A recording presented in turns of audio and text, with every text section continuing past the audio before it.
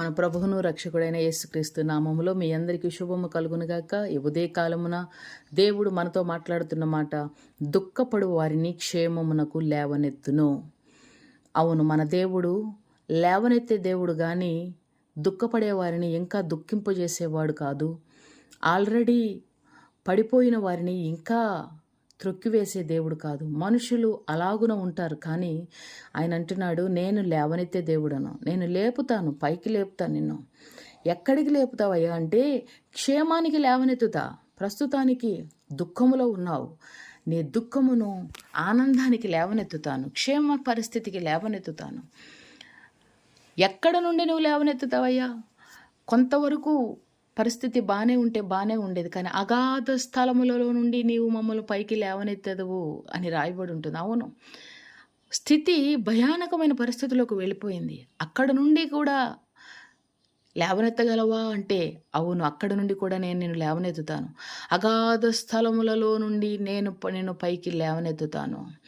భయంకరమైన పరిస్థితుల్లోనికి, భయంకరమైన నష్టంలోనికి, భయంకరమైన ఆర్థిక పరిస్థితుల్లోనికి నువ్వు వెళ్ళిపోయినా, ఎటువంటి పరిస్థితుల్లో గుండా నువ్వు వెళుతూ ఉన్నా, నువ్వు దుఃఖపడుతున్నావు, వేదన చెందుతున్నావు, ఇక్కడ నుండి నన్ను లేపేవారు లేరని నేను ఈరోజు నీతో మాటిస్తున్నాను.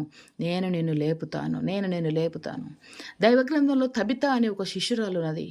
ఆమె మరణించి మరి తన జీవితంలో మరణించిన తర్వాత అనుకోకుండా ఆమె మరణించింది. అక్కడ ఉన్నటువంటి వారు ఆమెను శవాన్ని కడిగి మరి పాతిపెట్టడానికి సిద్ధంగా ఉన్నారు.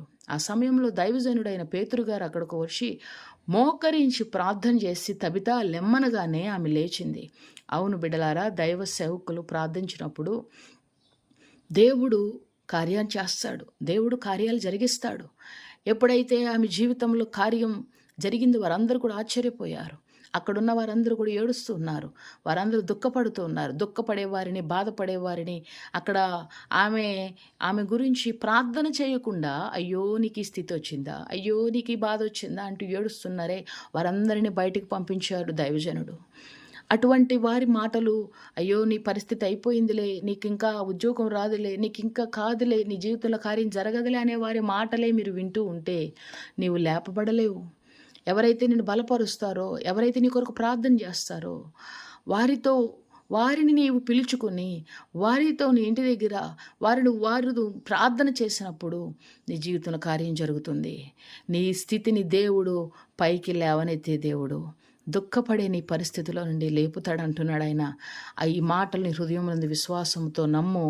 దేవుడిని జీవితంలో కార్యం చేయనుగాక. ఆమేన్.